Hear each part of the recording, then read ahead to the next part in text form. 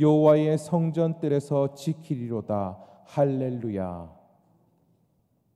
오늘 기도하러 나오신 우리 성도님들에게 기도 응답의 역사와 함께 풍성한 은혜 가운데 거하시기를 소원합니다. 성도 여러분, 언제 기도를 하시나요?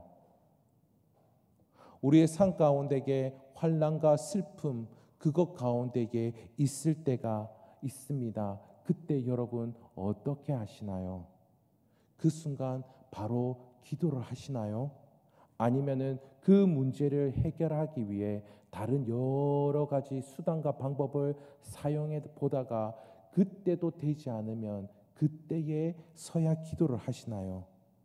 혹 문제가 해결되지 아니하고 골마 터져가는 그 순간에도 하나님께 두 손을 모으지 못하시나요?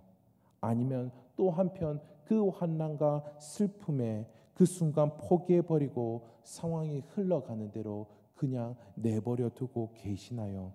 여러분 언제 기도를 하시나요? 시인은 환난과 슬픔을 만났을 때에 자신의 영혼을 구원하여 주시기를 하나님께 간구하고 있습니다. 그가 그렇게 할 수 있었던 이유는 무엇일까요? 바로 5절을 통해서 확인해 보겠습니다. 5절에서 이렇게 말씀하고 있습니다. 여호와는 은혜로우시며 의로우시며 우리 하나님은 긍휼이 많으시도다. 하나님은 시인이 어떠한 분인지를 알았습니다. 은혜로우시고 의로우시고 긍휼이 많으신 분이신지를 알았습니다. 그는 그리하여서 하나님께 나아가서 기도를 할 수 있었던 것이지요. 이렇게 시인은 하나님을 아는 일이 있었습니다. 단순히 정보로만 알고 있었던 것이 아니지요. 그는 그의 삶을 통하여서 삶을 경험을 통하여서 이전에도 기도를 하면서 말씀을 통하여서 그 하나님이 참으로 은혜로우시고 공의로우시고 우리를 긍휼히 대하시는 그러한 분이시구나라는 것을 그는 알았습니다.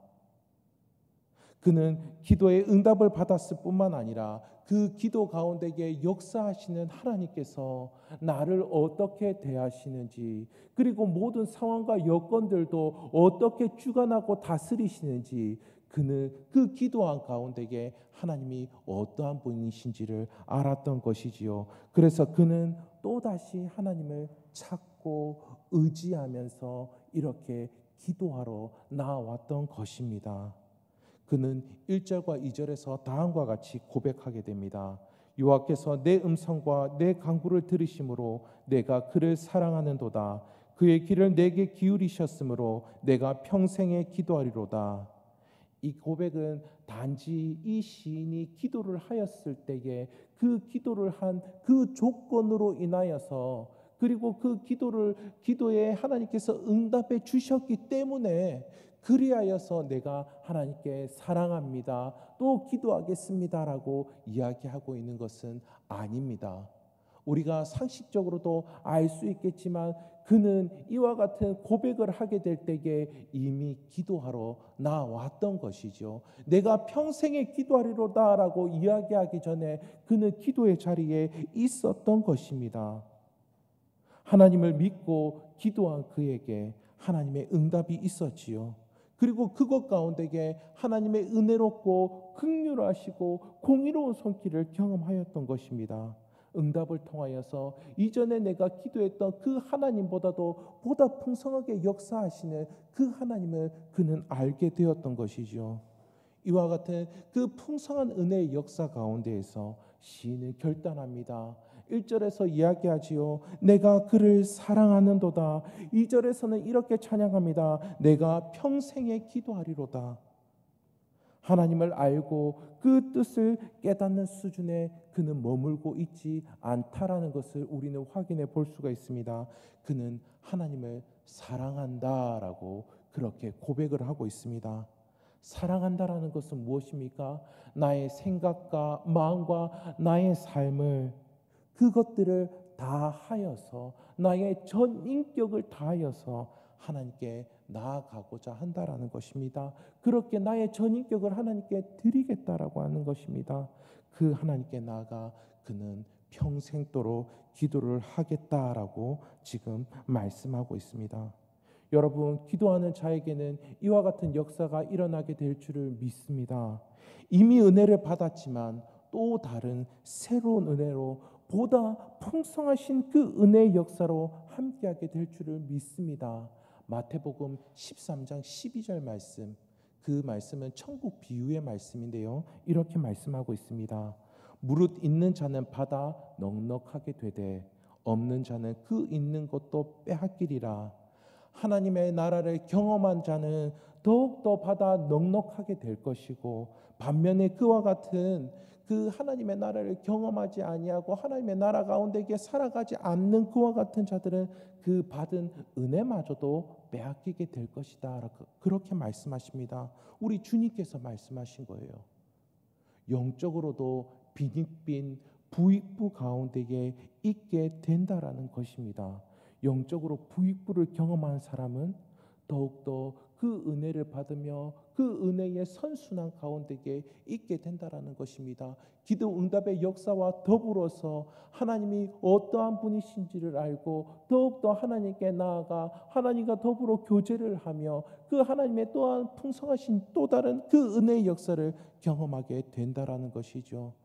우리는 환난과 슬픔의 순간 가운데에 어떻게 반응하고 있습니까? 이런 상황이 나에게 닥친 것을 혹여 억울해하지는 않으시나요? 그리고 또 이와 같은 순간 가운데에 나에게 힘을 의지하여서 이런 것을 극복할 수 있다고 여길 수도 있을 것입니다. 그러나 이때에 우리는 더욱더 하나님께 나아가야 할 것입니다.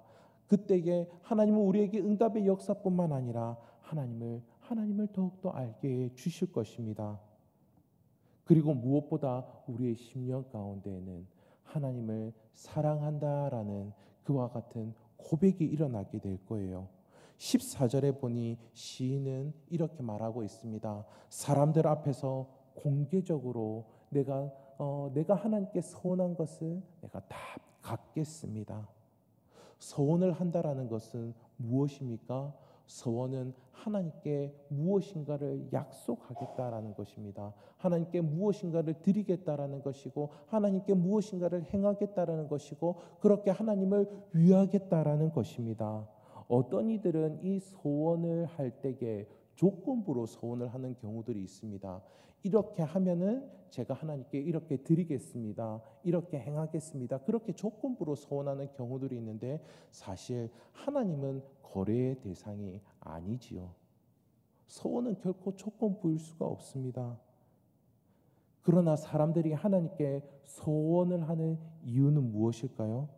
우리가 계속 확인해 보고 있는 바와 같이 하나님을 사랑하기 때문입니다. 하나님을 사랑하기 때문에 자신의 것을 내어드리겠다라고 그렇게 소원을 하는 것이죠. 그래서 시인은 18절과 19절에서 계속해 반복하면서 이렇게 말하고 있습니다. 지키리로다, 지키리로다. 소원한 것을 내가 지키리로다 라고 하며 찬양하고 있습니다. 삶에서 실천하겠다라는 것이죠. 그렇게 행하겠다라는 것입니다. 무엇입니까? 기도하러 나온 그 자는 하나님을 사랑하게 되고 그의 삶 역시 변화된다라는 것입니다. 그의 습관이 변하고 생활 양식이 바뀌는 것입니다. 이렇게 환난과 슬픔 가운데 기도하는 그 사람은 하나님의 은혜로우신 역사를 풍성히 경험하게 될 뿐만 아니라 그의 삶 가운데서도 실제적으로 변화받는 일이 일어나게 된다라는 것이죠. 은혜의 선순환이 우리의 영적인 모습에서뿐만 아니라 우리의 생활 가운데에도 나타나게 된다라는 것입니다. 결국에는 이 시편의 마지막 문구인 할렐루야라는 그 고백이 일어나게 되는 일들이 일어나게 될 줄을 믿습니다. 우리는 범사에 기도를 하되 환난과 슬픔 가운데 있을 때에 낙심하지 말고 더욱 기도해야 될 것입니다. 그와 같은 기도를 통해 우리는 더욱 영적으로 부유해질 것이고 우리의 삶 역시 변화받게 되는 일이 일어나게 될 것입니다.